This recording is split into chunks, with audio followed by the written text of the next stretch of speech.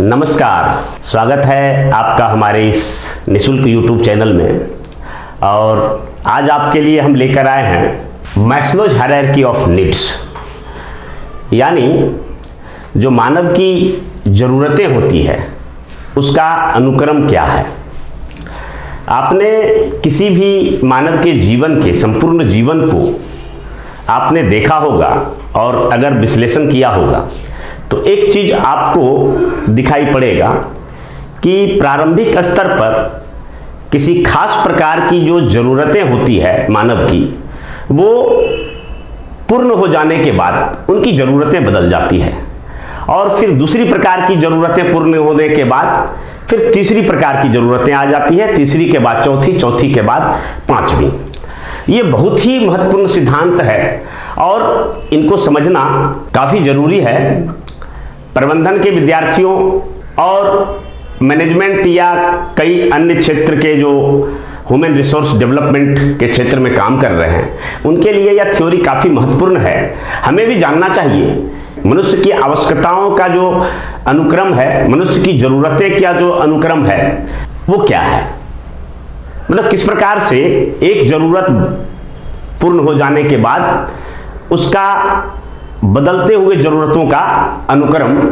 इसी सिद्धांत को अब्राहम मैस्लो ने 1943 में एक थ्योरी ऑफ ह्यूमन मोटिवेशन के जरिए समझाने का प्रयास किया था। अब्राहम मैस्लो ने मनुष्य की जितने भी प्रकार की ज़रूरतें हैं उनको 5 कैटेगरी में बांटा और प्रारंभिक कैटेगरी में उन्होंने भोजन, वस्त्र, आवास और जो आधारभूत चीज़ें हैं उसको रखा। और इसके बाद जब मनुष्य के पास भोजन, वस्त्र, आवास की आवश्यकताएं पूर्ण हो जाती है, उसके बाद उसको सुरक्षा चाहिए, कई तरह की सुरक्षाएं, चाहे शारीरिक सुरक्षा हो या फिर आर्थिक सुरक्षा हो, सामाजिक सुरक्षा हो।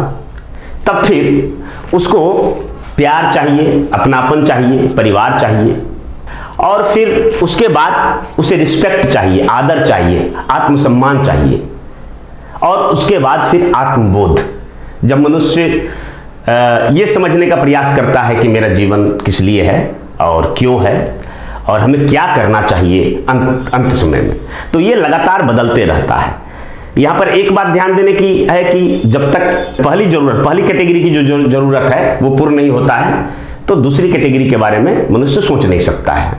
उदाहरण के लिए कि कोई अगर रोटी, कपड़ा, मकान के लिए ही पूरा जीवन लगा दिया तो आगे के लिए वो नहीं सोच सकता है। तो बहुत ही महत्वपूर्ण सिद्धांत है। एक दिवसीय एग्जाम के लिए ज़्यादा महत्वपूर्ण तो नहीं है, लेकिन यह एक ऐसा सिद्धांत है कि आपको जीवन भर यह सिद्धांत काम देगा। तो आज हम समझ लेते हैं कि मैस्लो का सिद्धांत क्या है। तो ये देखिए, अब्राहम मैस्लो, इन्होंने मैस्लोज हायरार्की ऑफ नीड्स का जो सिद्धांत दिया था उस सिद्धांत के अनुसार इन्होंने 5 कैटेगरी में इसको बांटा। इस 5 कैटेगरी को भी इन्होंने, ये देखिए 5 कैटेगरी है: physiological needs, safety needs, belonging and love needs, esteem needs और सेल्फ एक्चुअलाइजेशन। ये इंग्लिश में है, इसको हम अगले स्लाइड में हिंदी में भी आप लोगों को समझाएंगे। तो इस 5 क्लास को भी 3 क्लास में इन्होंने डिवाइड किया। तो पहला जो है, जो भोजन, वस्त्र, आवास और उसके बाद सिक्योरिटी चाहिए, सेफ्टी चाहिए, तो इन सब चीज़ों को बेसिक नीड्स में रखा, यानी आधारभूत जो आवश्यकताएं हैं उसमें रखा। और इसके बाद जो बिलोंगिंगनेस और लव नीड्स और एस्टीम नीड्स, इसको इन्होंने, मैस्लो ने साइकोलॉजिकल नीड्स या फिर इसको हम कह सकते हैं सोशल नीड्स में रखा। ये ज़रूरत हो जाता है जब पहला 2 आवश्यकताएं मनुष्य की पूरी हो जाती है। और फिर अंतिम में जो एक है सेल्फ एक्चुअलाइजेशन, इसको सेल्फ फुलफिलमेंट नीड्स के रूप में रखा।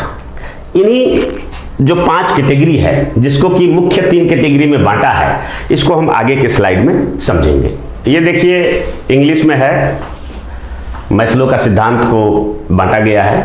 तो प्रारंभ में देखिए फिजियोलॉजिकल नीड्स है और दूसरा सेफ्टी नीड्स है। ये दोनों मिलके बेसिक नीड्स कहलाता है। उसके बाद लव एंड बिलोंगिंग और स्टीम, इसका हिंदी होता है आदर। आगे के स्लाइड में हम बताएंगे। तो ये दोनों मिलके साइकोलॉजिकल नीड्स, साइको या फिर सोशल नीड्स कहलाता है। और लास्ट जो है, जब मनुष्य इन सब चारों की पूर्ति कर लेता है तो उसके सामने आता है सेल्फ एक्चुअलाइजेशन। इसको सेल्फ फुलफिलमेंट नीड्स के अंतर्गत रखा है। तो इसको आसानी से समझने के लिए आइए चले हम इसका हिंदी स्लाइड को देखते हैं। ये देखिए, बहुत ही मेहनत से बनाया गया स्लाइड है।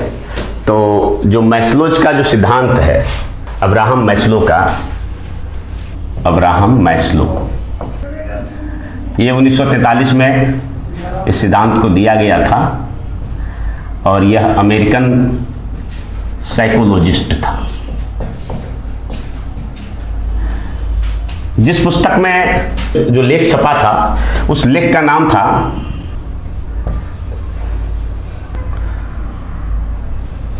ए थ्योरी ऑफ ह्यूमन मोटिवेशन। और उसी में मनुष्य की ये जो हायरार्की है, जरूरत का जो हायरार्की है, उस हायरार्की को यहां पर डिफाइन किया गया था। तो आइए हम समझते हैं कि इसका हायरार्की क्या है। तो यहां पर देखिए कि ये जो पिरामिड है, इस पिरामिड के जरिए ही मैस्लो ने मानव की जरूरतों का अनुक्रम यानी हायरार्की को दर्शाया है।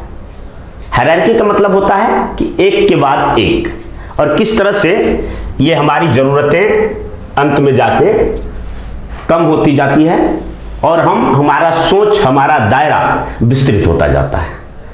तो जो मैस्लो द्वारा प्रतिपादित जो 5 ज़रूरतें हैं, ये 5 ज़रूरतें क्या है? तो पहली है शारीरिक ज़रूरत यानी फिजियोलॉजिकल नीड्स, हमारी शरीर संबंधी जो आवश्यकताएं हैं। दूसरी जो जरूरत है वो है सुरक्षात्मक जरूरत। जब शारीरिक जरूरतें पूरी हो जाती है तब मनुष्य सुरक्षा के बारे में सोचने लगता है, सिक्योरिटी एंड सेफ्टी के बारे में सोचने लगता है। और जब ये भी पूरा हो जाता है तब मनुष्य को चाहिए प्यार, अपनापन, संबंध, जिसको कि बिलोंगिंगनेस एंड लव नीड्स कहते हैं। और ये भी जब पूरा हो जाता है तब मनुष्य को चाहिए आदर, आत्मसम्मान, रिस्पेक्ट, समाज में उनका इज्जत, तो ये सब चाहिए। और ये भी जब प्राप्त हो जाता है तब वो आत्मबोध करने लगता है, मतलब खुद से सोचने लगता है कि कैसे अपनी जो क्षमता जो अब तक अर्जित किया है, जिसको कि अब तक मॉडिफाइड किया है, जो उसने अर्न किया है, उस पूरी क्षमता को के साथ दुनिया में अपनी पहचान हो, हम यह समझे कि हमारा जीवन किस लिए है। और इस तरह से ये पिरामिड बढ़ते चला जाता है। तो यही 5 जो नीड्स है, जो जरूरतें हैं मानव की, उसको मैस्लो ने समझाया है। इस 5 जरूरतों को भी मैस्लो ने 3 कैटेगरी में बांटा है। तो पहला जो फिजियोलॉजिकल नीड्स है और सेफ्टी नीड्स है, यानी शारीरिक जरूरतें और सुरक्षात्मक जरूरतें, इनको बुनियादी जरूरतें यानी बेसिक नीड्स के अंतर्गत रखा है। यानी ये दोनों बुनियादी जरूरतें हैं। तो इन दोनों में क्या है? तो मनुष्य को क्या चाहिए? हवा चाहिए। सबसे पहला जरूरत हमारे लिए जिंदा रहने के लिए ऑक्सीजन है। वैसे भी इस कोरोना महामारी में ऑक्सीजन की कितनी महत्ता है ये पूरा दुनिया के प्रत्येक लोगों ने समझा है। तो पहले तो हवा चाहिए, फिर पानी चाहिए, और फिर उसके बाद हवा जल के बाद फिर मनुष्य को भोजन चाहिए, ये भोजन जरूरी है। उसके बाद आवास चाहिए, रोटी कपड़ा मकान वैसे भी आप लोग जान रहे हैं। फिर आराम और नींद चाहिए, कपड़ा चाहिए, और फिर प्रजनन के लिए सुविधा चाहिए, मतलब एक साथी चाहिए ताकि वो प्रजनन करके अपना परिवार बना सके। तो ये जो शारीरिक जरूरतें हैं, मनुष्य को जब तक ये चीजें प्राप्त नहीं होगी तब तक वो आगे के बारे में सोच नहीं सकता है। और फिर जब ये जरूरतें पूरी हो जाएगी, शारीरिक जरूरतें, फिजियोलॉजिकल नीड्स जब पूरा हो जाएगा, तब फिर वो सुरक्षा के बारे में सोचने लगेगा, सेफ्टी एंड सिक्योरिटी के बारे में। तो क्या क्या है? सुरक्षा। किस बात की सुरक्षा? खाद्य सुरक्षा है, शारीरिक सुरक्षा है, परिवार की सुरक्षा है, बाहरी आक्रमण से सुरक्षा है, और इसके साथ साथ रोजगार चाहिए ताकि जो आर्थिक सुरक्षा है वो सुनिश्चित हो सके। कई प्रकार के संसाधन चाहिए ताकि किसी चीज की कोई कमी नहीं हो। स्वास्थ्य चाहिए, अच्छा हेल्थ रहना चाहिए और संपत्ति चाहिए।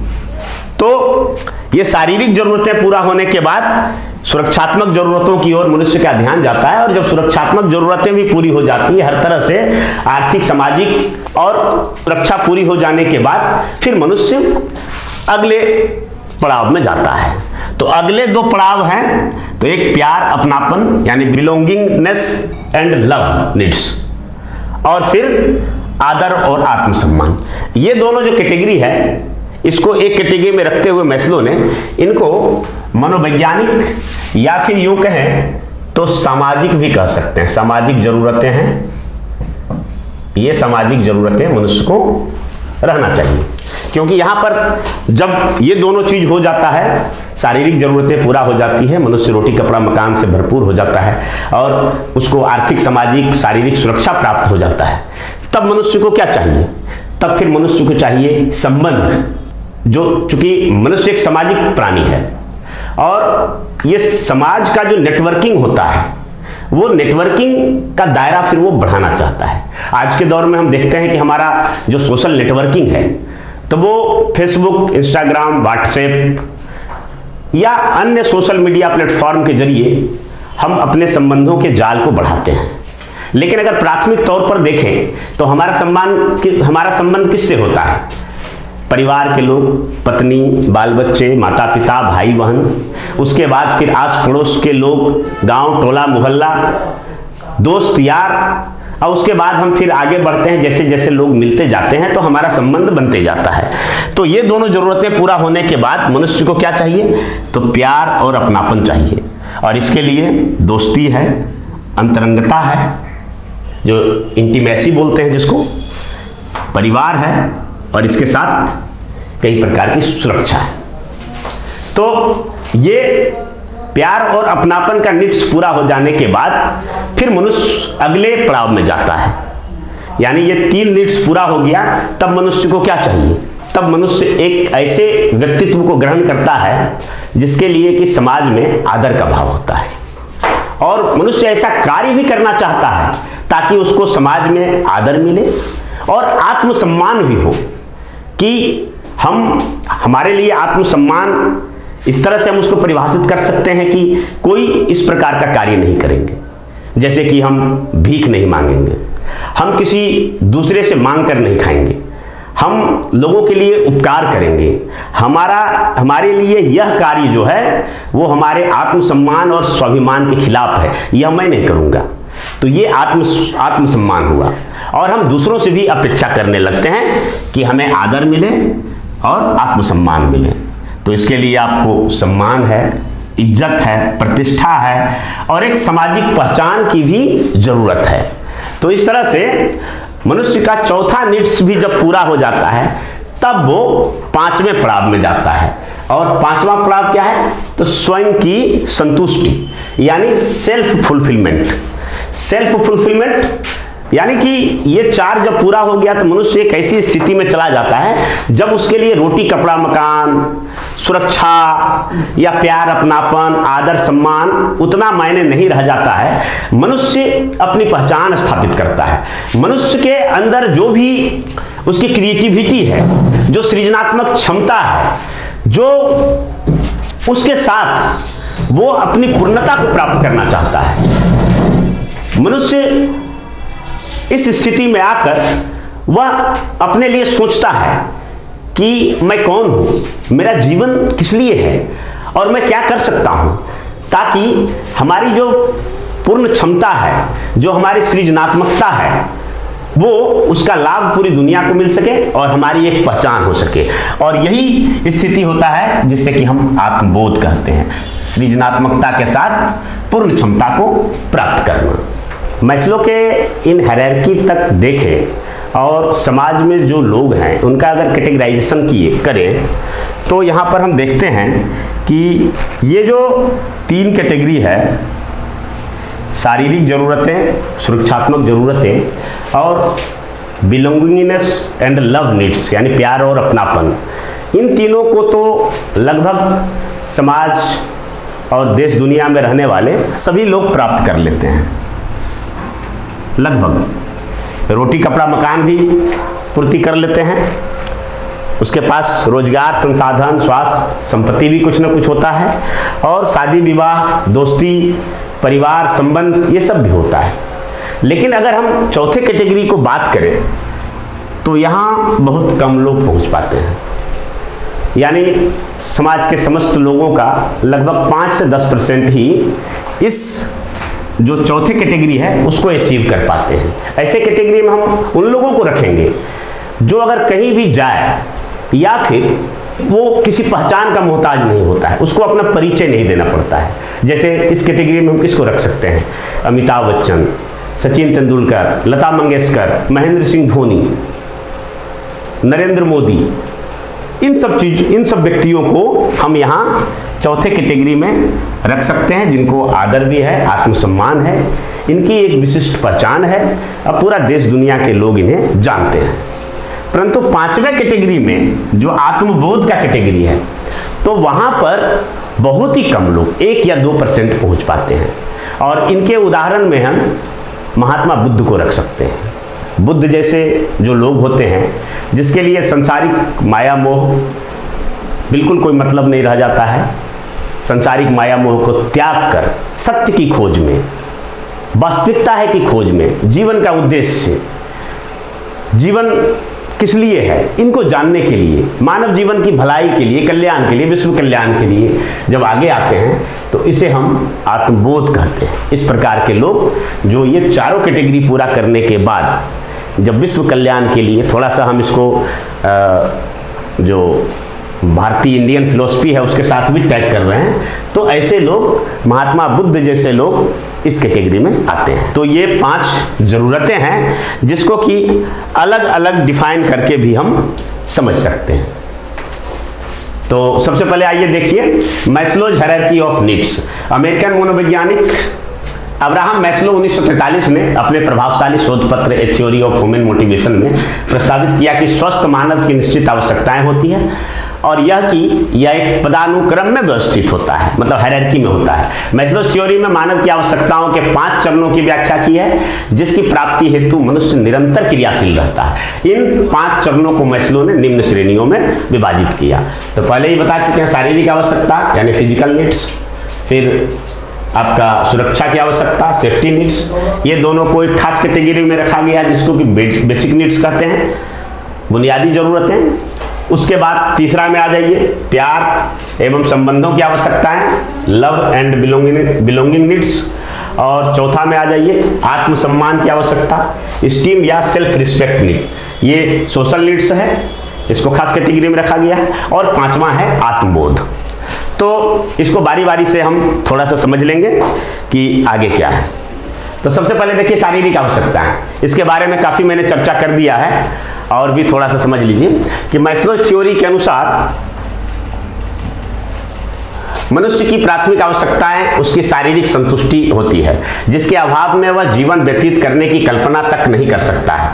शारीरिक आवश्यकताओं में भोजन, पानी, वस्त्र, मन की एकाग्रता, यौन संबंधी आवश्यकताएं एवं शरीर के आराम हेतु निद्रा आदि, ये सब शारीरिक आवश्यकताएं हैं। यह सभी आवश्यकताएं मनुष्य की प्राथमिक आवश्यकताएं होती है, जिसकी पूर्ति हेतु वह सर्वप्रथम प्रयत्न करता है।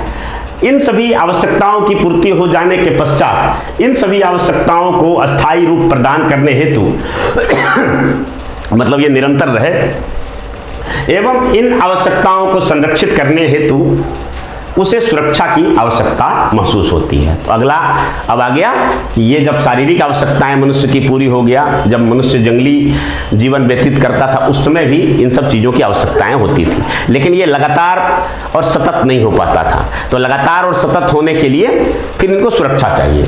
तो सुरक्षा की आवश्यकताएं देख लीजिए। तो सेफ्टी नीड्स, मैस्लो सिद्धांत के अनुसार जब व्यक्ति को उसकी प्रथम चरण की आवश्यकताओं की पूर्ति हो जाती है तो उसको अपने अस्तित्व की चिंता होने लगती है। वह अपने अस्तित्व की महत्ता को जानने लगता है, जिस कारण वह अपने जीवन और मृत्यु के संबंध में सोचता है। अपने जीवन को स्थिरता प्रदान करने के लिए इसे इस दूसरे चरण की आवश्यकताएं महसूस होती है और इसमें वित्तीय सुरक्षा, स्वास्थ्य जैसी आवश्यकताओं के साथ साथ दुर्घटनाओं और बीमारियों के खिलाफ सुरक्षा की आवश्यकताएं होती है। तो ये दूसरे चरण की आवश्यकताएं थी। मनुष्य जब शारीरिक आवश्यकता पूरी करने के बाद सुरक्षा की आवश्यकता को सोचता है और सुरक्षा की आवश्यकता के बाद फिर इसको चाहिए प्यार और संबंधों की आवश्यकता, प्यार, अपना। तो इसके अंतर्गत व्यक्ति को अपनी आवश्यकताओं की पूर्ति हेतु अन्य व्यक्तियों की आवश्यकता होती है, क्योंकि किसी भी आवश्यकता को पूर्ति करने के लिए मनुष्य अकेले प्राप्त नहीं कर सकता है। क्योंकि मनुष्य एक सामाजिक प्राणी है, इसलिए वे एक दूसरे के साथ अपनेपन की भावना रखते हैं। लोग प्यार, स्नेह, स्वीकृति और दोस्ती की जरूरत को पूरा करने की कोशिश करते हैं, जिस कारण वह अपने परिवार का निर्माण करता है एवं समाज के साथ विभिन्न प्रकार के संबंधों की स्थापना करते हैं, जैसे कि भाई, पत्नी, बहन, प्यार, दोस्त इत्यादि।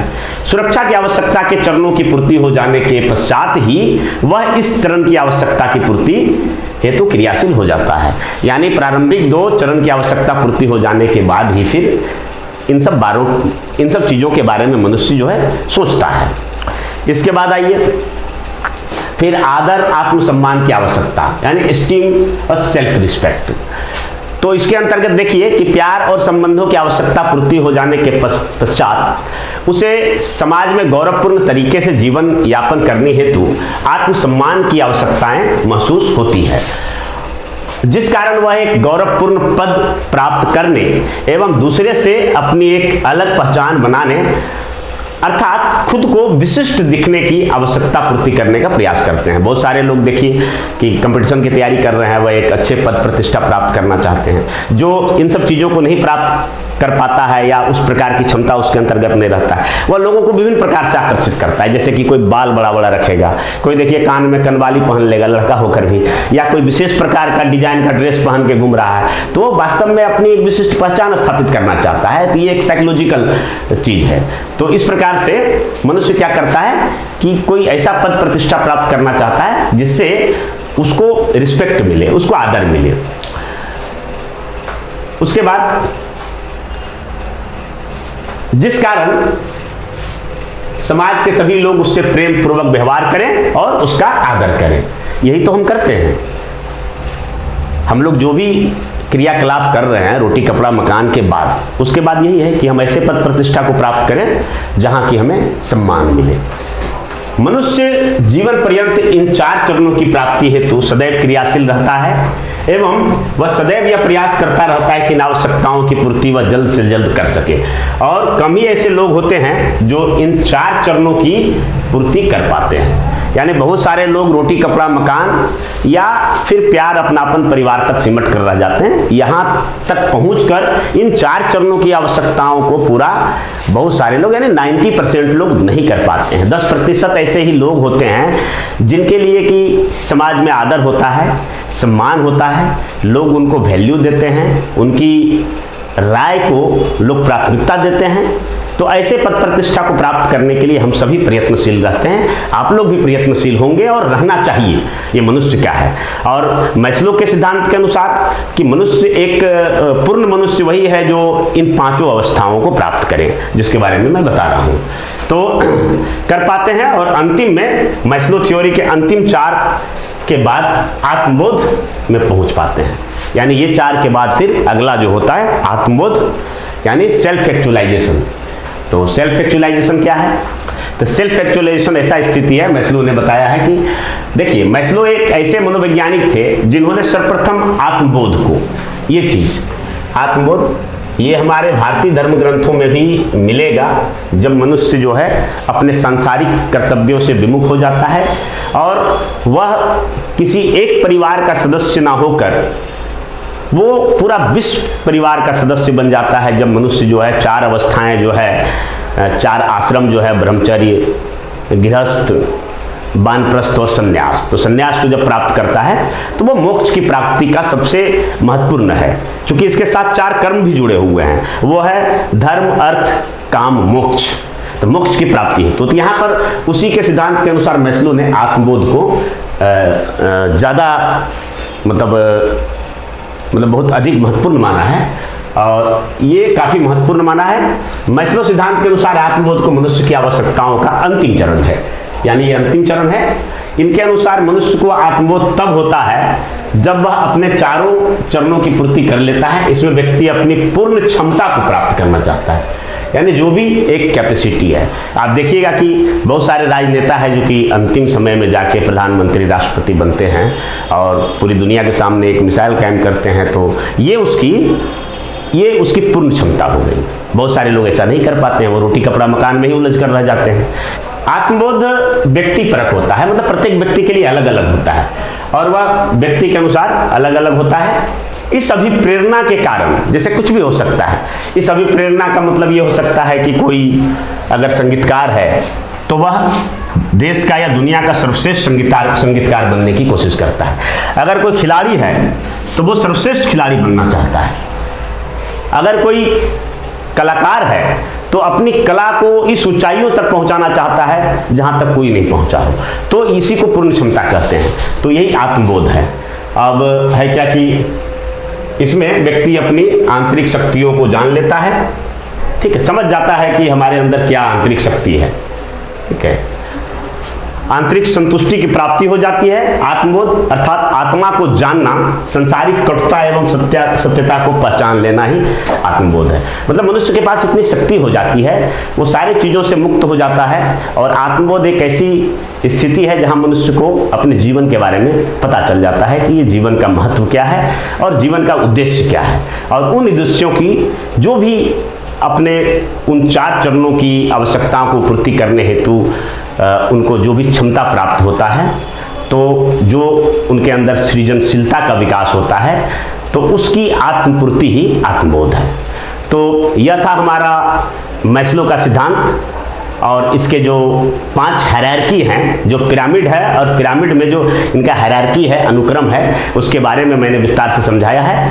आशा है आपको यह वीडियो काफ़ी पसंद आएगा और अगर पसंद आए तो हमारे इस चैनल को लाइक कीजिए, सब्सक्राइब कीजिए और बेल आइकन जरूर दबाइए ताकि हमारी हर वीडियो की नोटिफिकेशन आप तक समय से पहुंचे। इसी के साथ धन्यवाद। जय हिंद।